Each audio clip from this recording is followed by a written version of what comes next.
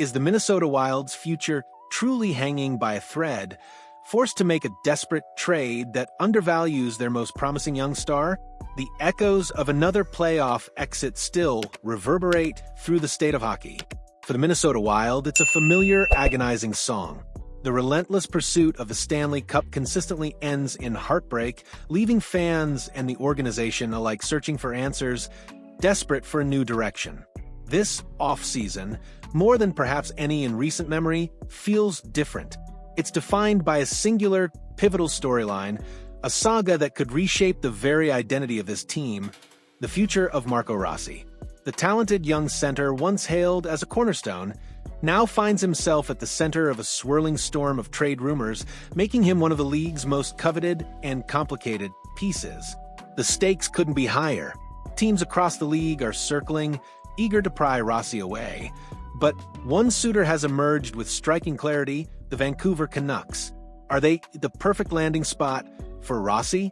More importantly, could they offer the Wild the best possible return for an asset that, through a series of perplexing decisions, might have been inadvertently devalued? This isn't just about moving a player. It's about navigating an incredibly delicate situation, a high-wire act for general manager Bill Guerin that could determine the Wild's trajectory for years to come. The question isn't just if Rossi gets traded, but what the Wild can possibly salvage from a situation fraught with anxiety and strategic compromise. Vancouver's persistent pursuit, a solution to their center woes. The interest from the Vancouver Canucks in Marco Rossi isn't new, nor is it a secret. It's a pursuit rooted in a very clear organizational need. As far back as last year's trade deadline, the Canucks have been actively seeking top six help at the center position.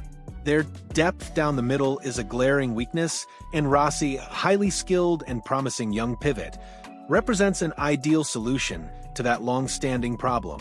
The level of Vancouver's desire for Rossi isn't just speculation. It's been confirmed by those with deep ties to the league.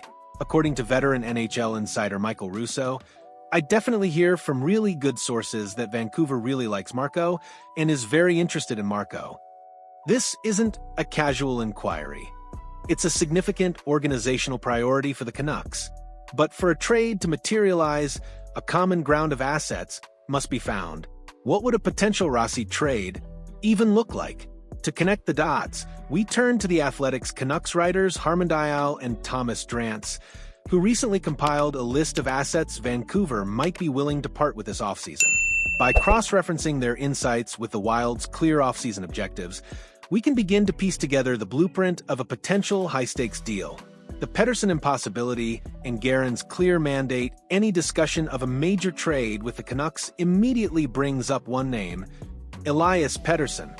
The four-time All-Star, even coming off what some consider his worst professional season, remains Vancouver's most enticing trade piece.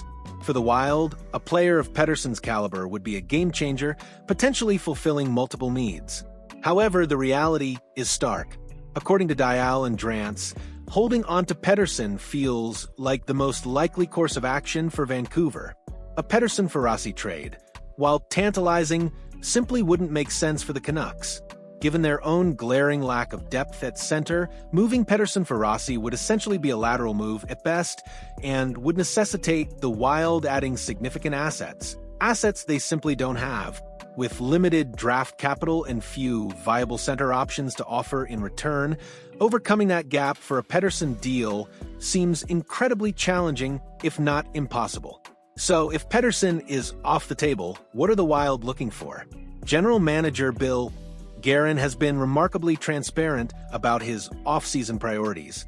Speaking on the Wild on 7th Podcast, Guerin laid out his focus. We're going to focus mainly on forwards. "I believe our D is set. We've got a good mix of veterans and youth. So, mainly for me, I'm focused on forwards. Yeah, face-offs. We need somebody to help with that." Beyond positional needs, the Wild are also desperately in need of draft capital. They possess only one pick in the first 3 rounds this year and a glaring absence of a second-round pick in the next 2 years. Replenishing their draft cupboard is a critical long-term objective. Vancouver's offerings A draft pick and a defensive anchor, given Guerin's clear mandate, Vancouver's available assets become much clearer.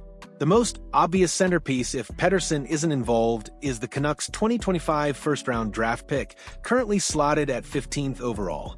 Dial and Drance indicate that moving this pick is highly probable, stating, "It'd be pretty surprising if the Canucks held on to this year's number 15 pick."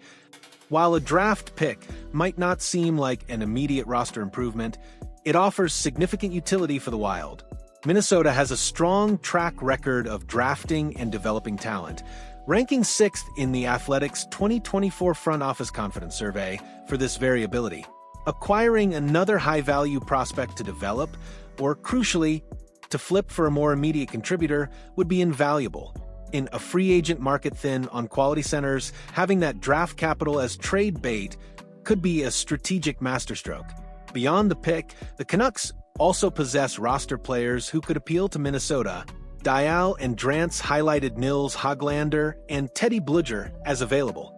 While Höglander boasts a higher ceiling and excellent possession metrics, his undersized frame, 5 feet 9 inches, 185 pounds, makes him an unlikely target for the Wild, given that Rossi himself is on the smaller side and the team might be looking for a different physical profile. This brings us to Teddy Blueger, who emerges as the far better fit. Blueger is a natural center, fulfilling Guerin's stated need for forwards. Crucially, he would immediately become one of the Wild's best face-off men, boasting a better than 50% success rate in the dot for 5 consecutive seasons, directly addressing another of Guerin's priorities. Offensively, Blueger contributed 28 points last season, but his true value lies in his defensive attributes and experience. He also brings playoff pedigree, having won the Stanley Cup with the Pittsburgh Penguins and a familiarity with Guerin from their shared time in the Penguins organization. Blueger offers immediate defensive stability, face-off prowess, and championship experience. The uncomfortable truth: Wild's leverage problem and the proposed deal connecting all these dots, what Minnesota desperately needs, and what Vancouver realistically has to offer, leads to a concrete trade proposal. Vancouver receives, Marco Rossi. Minnesota receives 2025 first-round pick, 15th overall, Teddy Blueger, 2026 second-round pick. Now, if your immediate reaction is, that doesn't sound like enough for a young, 60-point center who's only getting better, you're absolutely right. On paper, Rossi is worth significantly more. But this is where the cold, hard reality of the Wild's self-inflicted leverage problem comes into play. The team inadvertently devalued Rossi as an asset by playing him on the fourth line in the playoffs, signaling a lack of trust or clear role. Furthermore, they remain at an impasse in their contract negotiations, adding to the uncertainty surrounding his future. As things stand, the Wild are highly unlikely to receive fair market value for Rossi. This proposed trade, while not equal value, represents the best possible compromise. It replenishes the Wild's depleted draft cupboard, providing valuable assets they can either develop or flip for other players. Blueger directly addresses Guerin's need for an experienced forward and face-off specialist. Ultimately, the Wild would likely be better off resolving their differences with Rossi and keeping him on the team. He's a talented young player with immense potential. However, if a trade is inevitable, this kind of package from Vancouver, combining a valuable first-round pick with an immediate, needed contributor like Blueger, offers a realistic pathway forward for both franchises.